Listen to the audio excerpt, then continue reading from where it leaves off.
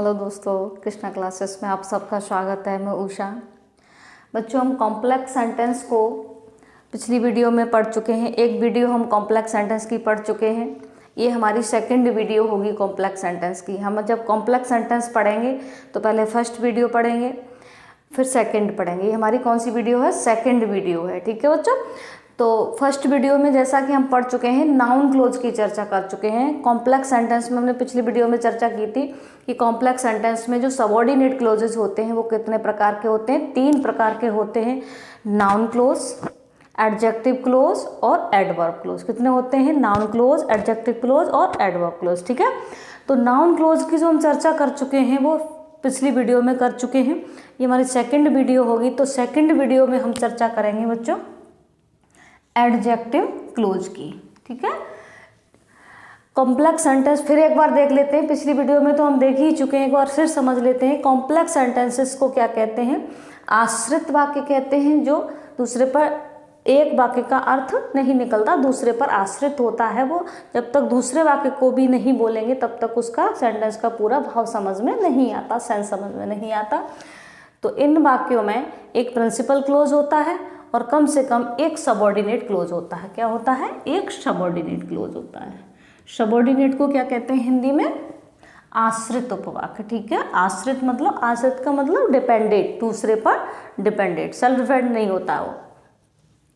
तो जैसा कि हम देखेंगे एडजेक्टिव क्लोज में, नाउन क्लोज में क्या क्या आता था हमारा, एक बार देख लेंगे। नाउन क्लोज में दैट और व्हाट आता है। अब एडजेक्टिव क्लोज क्या पढ़ रहे हैं हम? दूसरा क्लोज पढ़ रहे हैं। ठीक है। सेकंड क्लोज पढ़ रहे हैं। तो एडजेक्टिव क्लोज होता है। तो एडजेक्टिव क्लोज में क्या क्या आता है? व्हेन, जब, टाइम के लिए। ठीक है। वेयर, जहां। हु, जो, किसके लिए? Only for human. देखेंगे वैसे तो हमने ये जब पढ़ा होगा, क्या पढ़ा है? व्हेन मीन्स क्या होता है? कब। वेयर मीन्स कहाँ। हु मीन्स कौन। हु मीन्स किसे। ठीक है। लेकिन यहाँ पर क्या है? ये रिलेटिव प्रोनाउंस के रूप में। रिलेटिव का मतलब क्या होता है? रिश्ता बनाना। और ये क्या करते हैं? दो क्लोजेस के बीच में क्या बनाते हैं? रिश्ता बनाते हैं, संबंध बनाते हैं, इसलिए ये रिलेटिव प्रोनाउन हो जाते हैं। ठीक है। तो रिलेटिव प्रोनाउन कौन कौन से होते हैं इसमें देखेंगे, समझेंगे। क्या है? व्हेन। व्हेन मीन्स क्या होता है? क्या सेंस आएगा यहाँ पर? जब। वेयर, वेयर मीन्स जहां। हु, जो। हुम, जिसे। हुज, जिसका। विच या दैट, जो। देखो, हु मीन्स भी जो होता है जो ओनली फॉर ह्यूमंस के लिए होता है, और विच या दैट मीन्स भी जो होता है इसका एनिमल्स हो कोई, या कोई भी निर्जीव वस्तु हो, नॉन लिविंग। नॉन लिविंग यहाँ इससे समझ लेंगे। ठीक है। एनिमल्स, इंसेक्ट्स या कोई नॉन लिविंग थिंग्स होती है, उसके लिए क्या लगा देते हैं? विच या दैट लगा देते हैं। वाई, वाई मीन्स जिससे, रीजन के लिए, कारण के लिए। बाय विच, जिसके द्वारा। इन विच, जिसमें। इन विच, जिसमें।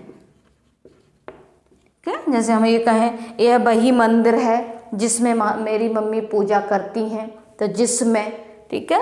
यह वही बस है जिसके द्वारा हम स्कूल जाते हैं। अब देखो इसको समझेंगे। ठीक है। तो हमने पहला उदाहरण लिखा हुआ है, देखो। यह वही समय है, यह वही समय है जब तुम मुझसे मिलने मेरे घर आए।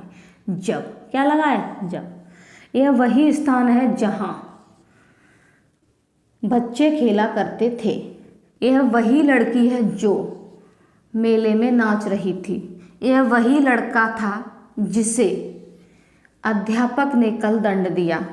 यह वही औरत है जिसका पर्स चोर ने छीन लिया। यह वही घड़ी है जो मैंने कल खरीदी, जो।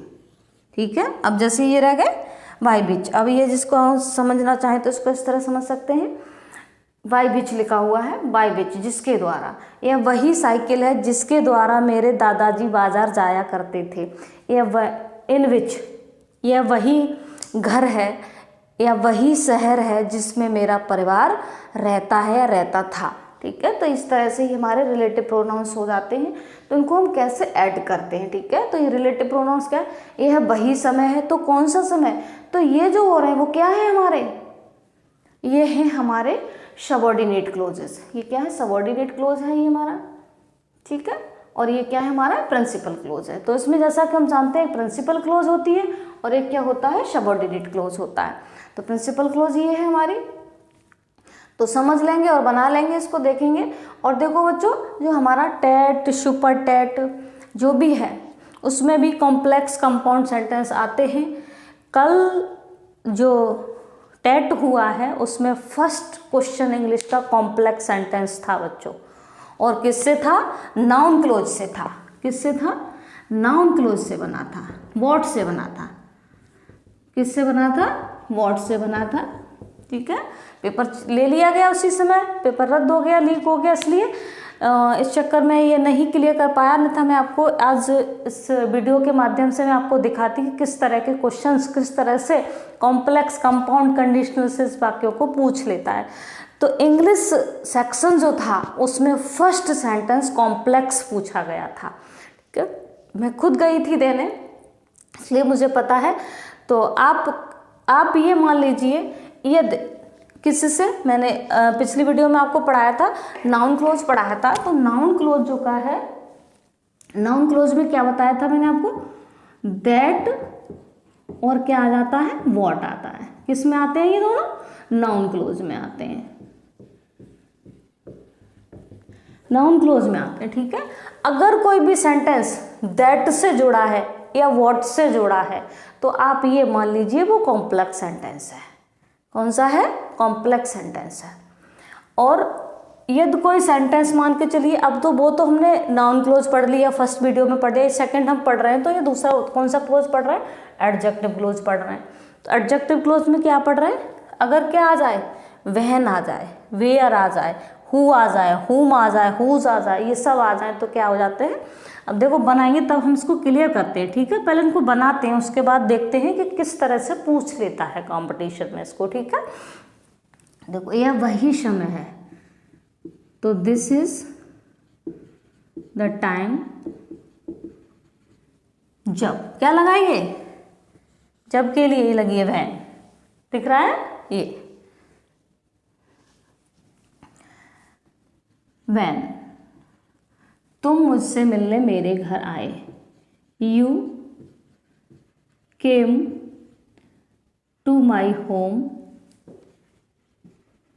टू मीट मी, ठीक है। आ रहा है समझ में, केम क्यों लगाया बच्चों, ये पास्ट इंडेफिनिट में। अगर हम चाहें तो डायरेक्टली हिंदी न लिख करके डायरेक्ट इंग्लिश से भी आपको समझा सकते हैं, इंग्लिश के थ्रू भी। बट मैं जानती हूँ कि जो चीज़ हम हिंदी को साथ लेकर के समझ सकते हैं वो चीज़ डायरेक्टली इंग्लिश में हर बच्चा नहीं समझ सकता। जिनकी इंग्लिश थोड़ी हाई है वो तो समझ लेते हैं, बट जो थोड़े वीक हैं इंग्लिश में वो नहीं समझ सकते। तो इसलिए भाई हम हिंदुस्तान में रहते हैं, हमारी मातृभाषा ही हिंदी है, तो हिंदी को साथ लेकर चलें। माता को जब तक साथ लेकर नहीं चलेंगे, मातृभाषा किससे मिलती है, माता से मिलती है। भाई माता को साथ लेकर नहीं चलेंगे तब तक हम क्या है, कोई भी चीज़ अच्छे से नहीं सीख सकते, क्योंकि हर चीज़ हम किससे सीखते हैं, माँ से सीखते हैं भाई। तो माँ को साथ में लेकर चलेंगे मातृभाषा को, तब हम अच्छे से समझ पाते हैं। तो वही है, अगर हम चाहें तो इसको हटा करके डायरेक्ट इस तरह लिख सकते हैं, this is the time when you came to meet, you came to my home to meet me, ठीक है। तो इस तरह से, तो ये क्या आ गया बच्चों, व्हेन आ गया, है ना। तो दोनों सेंटेंस किससे कनेक्टेड हो गए, व्हेन से कनेक्टेड हो गए।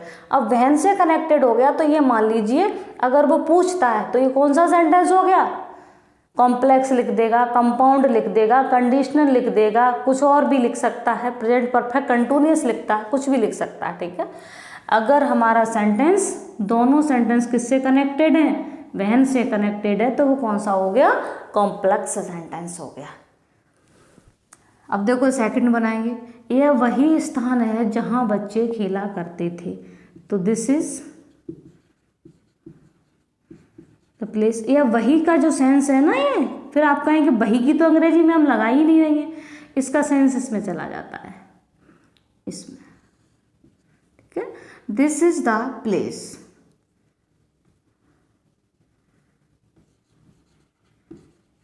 प्लेस जहां, जहां की क्या है देखो ये ना, वेयर, ठीक है।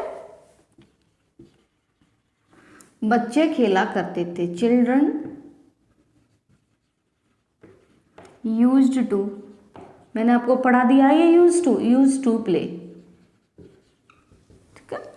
यह वही लड़की है जो मेले में नाच रही थी, तो यह वही लड़की है, ठीक है। तो शी इज द गर्ल, ठीक है। जो, अब जो शब्द के लिए 3 अंग्रेजी हमने आपको बताई है, एक तो हु बताई है, और एक विच बताई है, और एक दैट भी आ जाता है, 3 है, हु, विच और दैट, ये लिखी हुई है इधर, एक ये रहा हु, विच और दैट, ठीक है। तीनों को समझ लेंगे। हु का प्रयोग ओनली फॉर ह्यूमन बीइंग्स के लिए होता है, who is used only for human beings, और which is used for animals, insects and non living things, ठीक है। और मोस्टली दैट जो यूज होता है वो ये जो विच और दैट हैं कॉमन सेंस में चल जाते हैं दोनों, और हु केवल ओनली फॉर ह्यूमन बीइंग्स, मानव के लिए, लड़की है, लड़का है, माता है, औरत है, ठीक है, उसके लिए। तो यहाँ पर अब ये कौन है, ये वही लड़की है, तो लड़की है तो कौन है, ह्यूमन है, तो क्या लगाएंगे, हु, तो जो कि अंग्रेजी क्या लगेगी, हु, ठीक है। तो she is the girl who क्या कर रही थी, मेले में नाच रही थी, किस में है, पास्ट कंटिन्यूअस में है, तो who was dancing in the fair, यह वही लड़का था जिसे अध्यापक ने कल दंड दिया, यह वो है, तो ही था, किस में है, बाजबर में, ही वाज द बॉय जिसे, whom, देखो ये रहा, जिससे, ये रहा, ठीक है, पर्सन, whom क्या आ जाएगा, whom अध्यापक ने कल दंड दिया, किसमें है, पास्ट इंडेफिनिट में है। टीचर पनिश्ड, तो पास्ट इंडेफिनिट में मुख्य क्रिया की कौन सी फॉर्म आती है, सेकंड आती है, तो होम टीचर पनिश्ड यस्टरडे, कल, ठीक है। यह वही औरत है जिसका पर्स चोर ने छीन लिया, ठीक है, यह वही औरत है, तो दिस इज द वुमेन जिसका पर्स, तो ठीक है, ये रहा इनको, हुज पर्स,